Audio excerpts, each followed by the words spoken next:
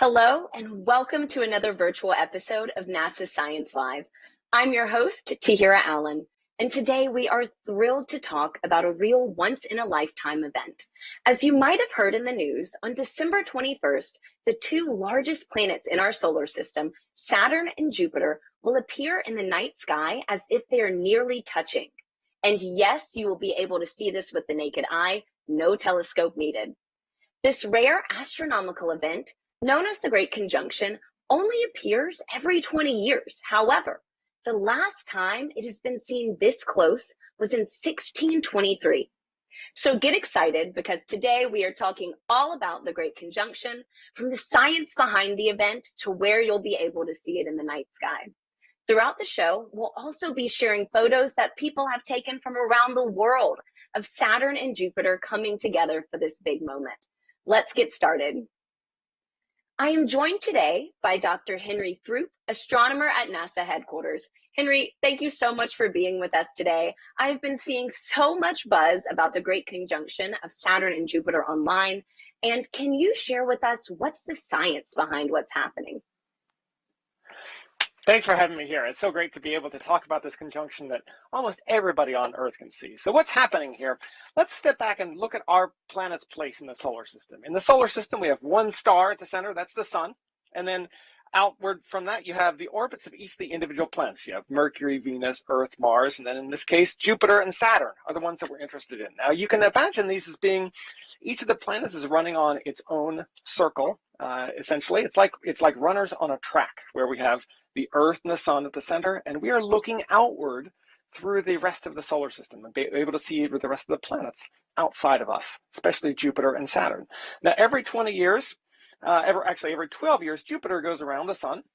Its orbit around the sun is every 12 years. Saturn, the next planet out, has further to go, and it's moving slower because it's tugged around less strongly by the force of the sun's gravity.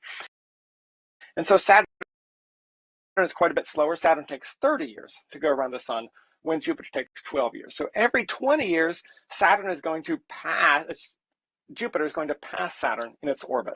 And you can imagine this just being like runners on the track. You're standing there at the center, and you've got a fast runner on the inside track, and they're overtaking and passing the slower runners going further on the outside track. And that's exactly what's happening in our solar system this week. In this diagram here, you can see Jupiter as it's approaching Saturn. And then from our perspective on Earth, you'll see it lined up almost in exactly the same place in the sky. Okay, so if this lines up about every 20 years, why is this one occurrence so close together since 1623? That's right. So the planets' orbits are not exactly flat in the solar system. If they were exactly flat and everything was in the same plane, then the planets would in fact cross in front of each other. And so Jupiter would block Saturn in the sky. Because the planets' orbits are slightly tilted and not aligned exactly, then the planets pass near each other, but not exactly in front of each other. Now, usually every 20 years, when Jupiter overtakes Saturn in its orbit, it passes about a degree apart from Saturn in the sky. And a degree is about twice the width of the full moon. So you can see them separated very widely in the sky, about like yay.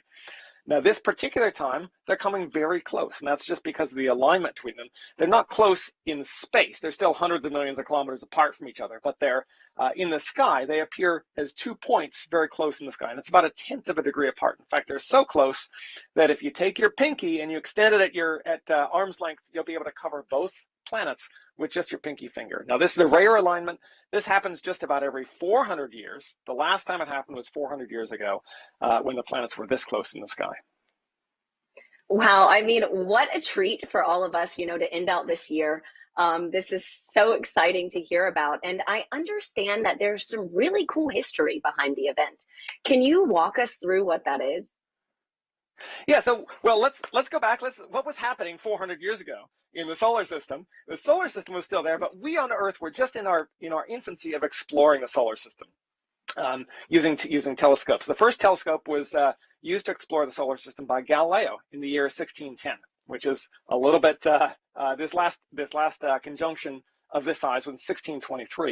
In 1610, Galileo was using his telescope to, for the very first time, look at Jupiter and look at its 4 moons. And this, in fact, is an excerpt from his notebook at the time. At the bottom there, you can see a big circle, which is Jupiter, and you can see 4 little circles, and those are Jupiter's moons, named Io, Europa, Ganymede, and Callisto. And so in 1610, just before this previous close conjunction, what we knew about Jupiter was that it had these moons. They had just been discovered. Similarly with Saturn, Galileo was using his telescope to look for the first time at the rings of Saturn. He didn't know what they were, and it was later observations. What Galileo saw, and what Christian Huygens, another astronomer soon after him, saw, is that Saturn looked very, very strange. We now know that those are the rings going around Saturn. At the time of, they were described as handles on a cup, or perhaps moons that were fixed on both edges of Saturn. So 400 years ago, that's what our knowledge of the science of Jupiter and Saturn was. And you can, in some of these images now, it's actually very easy to see these moons, very similar to how Galileo was seeing them. Galileo's telescope was a couple of inches across on the lens on front, and with a similarly sized telescope or binoculars or camera lens, you can see those moons very clearly now.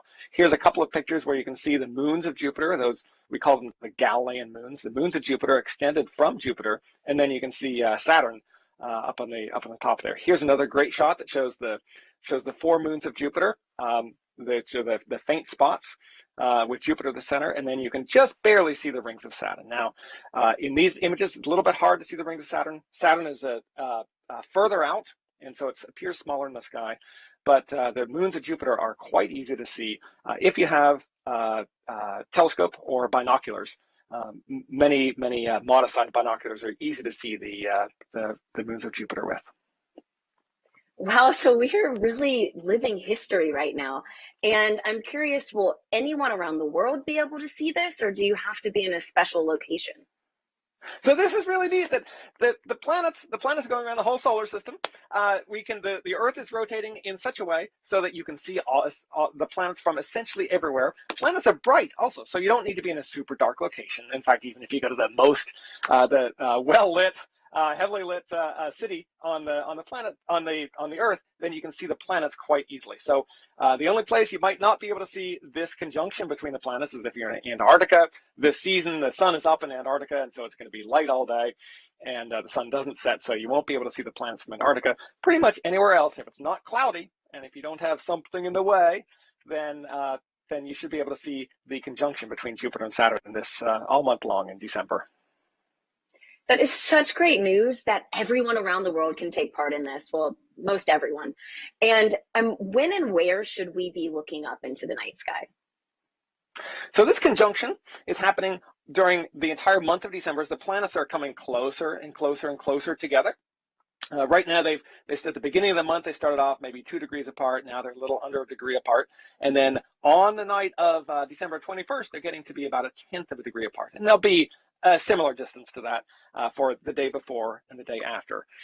So in order to find the planets in the sky, it's really easy. If you just look up, if you can see the sunset, that means you're looking to the west, the southwest, if you're in the northern hemisphere.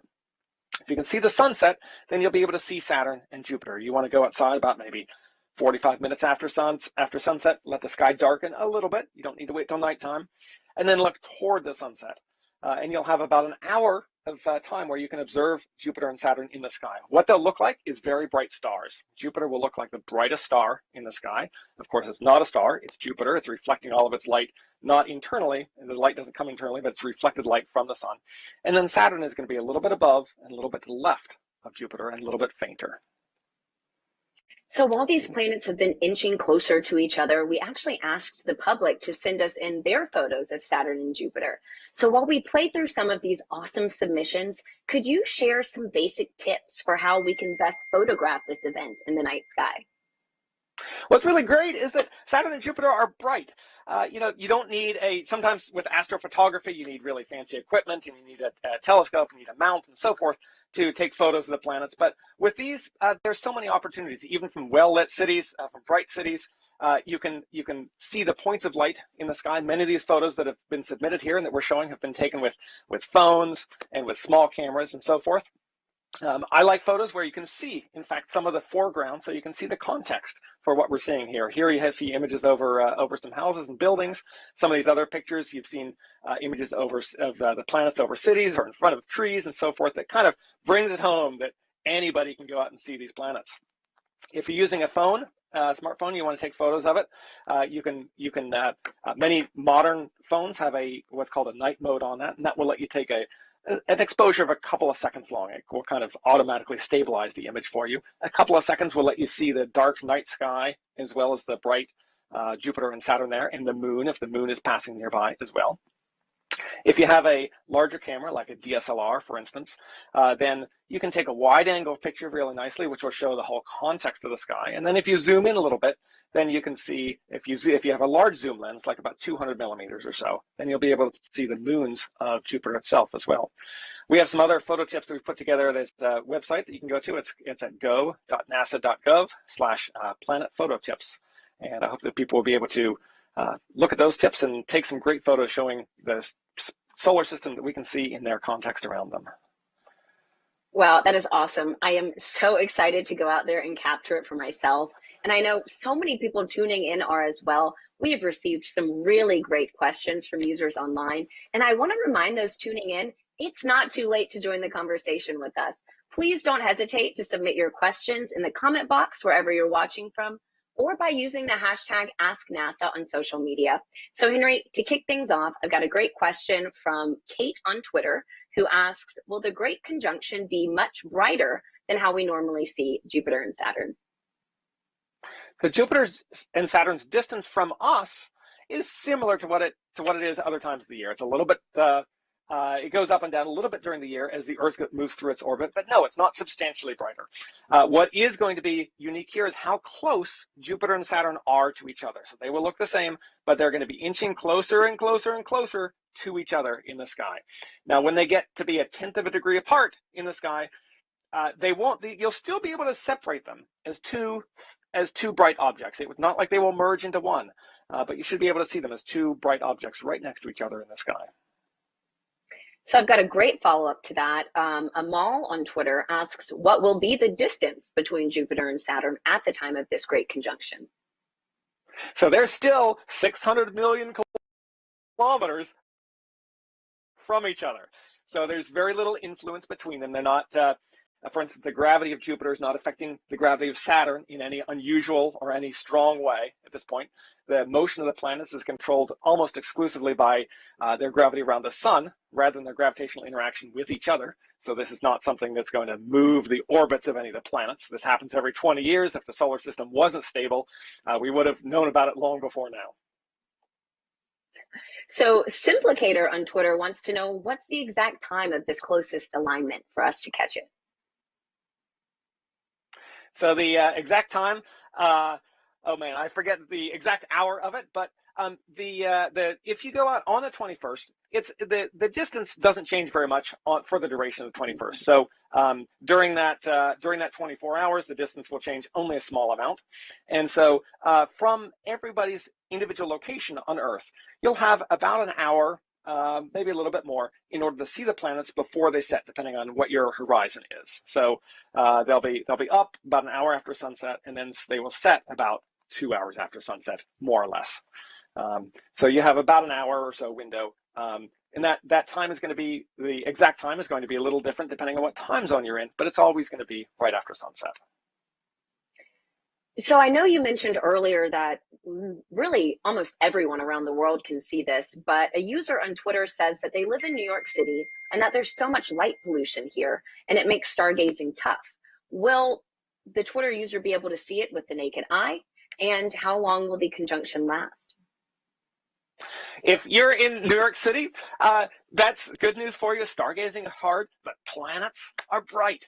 Jupiter and Saturn, Jupiter in particular, you can see from almost any city in the world. I've lived in some very big cities with very bright lights in them, and we were still able to see the planets extremely well during these. You should be able to see Jupiter and probably Saturn from even from a place like New York. And if you don't see it on the 21st, that's okay, because who knows, you might have clouds, you might have might not be able to see it for any number of reasons on the 21st. That's okay. Go out on the day before, the day after, and so forth. Because this conjunction, it's a month or so of the planets have been coming together closer and closer in the sky, and then it will be another couple of weeks of them getting further apart until they set early enough that you're not going to be able to see them. And so if you miss it on one day, just go out another day and see them. In fact, I think that's really one of the neatest things here, is seeing the motion of the planets, seeing them come together, and seeing our solar system change as the planets go through their orbits. That's just as exciting as seeing them close to each other on the conjunction itself.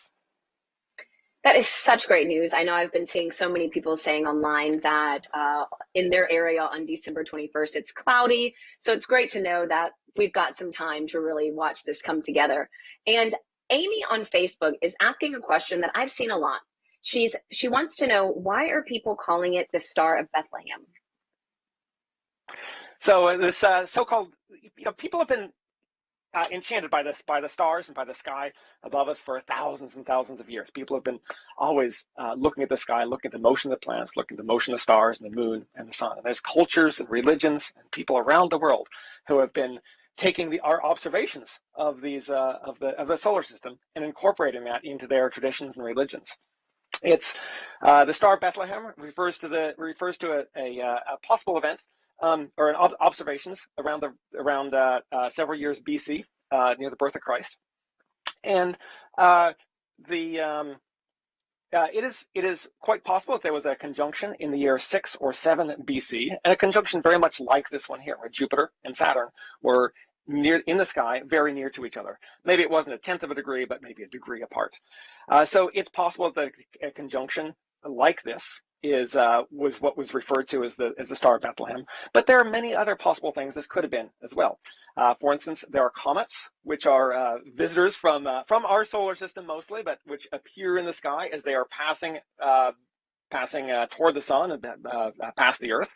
There are novas and supernovas, which are essentially different versions of exploding stars and brightening stars. And there can also be alignments between planets and some of the stars and some of the constellations, which can be inspiring for people. So for the Star of Bethlehem itself, we don't know for certain which of these possible astronomical phenomena was responsible for what's known as the Star of Bethlehem. Any of them are possibilities, and scholars and historians